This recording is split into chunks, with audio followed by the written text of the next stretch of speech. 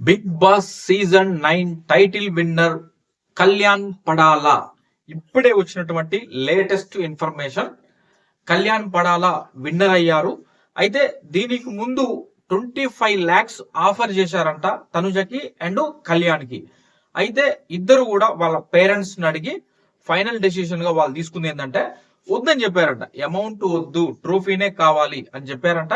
అయితే ఇది జరగడానికి ముందే తనుజ వాళ్ళ ఫ్యామిలీ మెంబర్స్ తో మాట్లాడేటప్పుడు, అంటే టాప్ 5 లో ఉన్నటువంటి అందరు మెంబర్స్ తోటి వాళ్ళ పేరెంట్స్ తోటి మాట్లాడిస్తుంటారు. నాకు సార్ స్టేజ్ మీద ఉండి, ఆ స్టేజ్ మీద ఉండి మాట్లాడించేటప్పుడే అర్థమైపోయింది.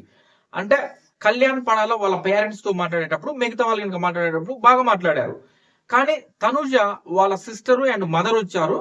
వాళ్ళతోటి మాట్లాడేటప్పుడు వాళ్ళు ఆల్మోస్ట్ ఫేస్ ఎమోషనల్ గా ఉన్నారు. వాళ్ళ కళ్ళెంబడి నీళ్ళే కారిపోతున్నాయి తనుజతో మాట్లాడేటప్పుడు.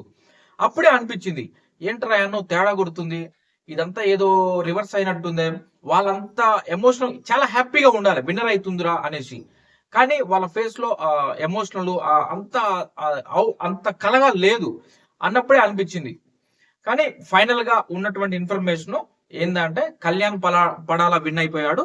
అయితే వాళ్ళకి ముందుగానే తెలిసినప్పుడు మరి వాళ్ళు 25 lakhs ఆఫర్ చేసినప్పుడు మరి యాక్సెప్ట్ చేసి ఉంటే బాగుండేది. కానీ ఎందుకు యాక్సెప్ట్ చేయలేదో మొత్తానికి అయితే యాక్సెప్ట్ చేయలేదంట.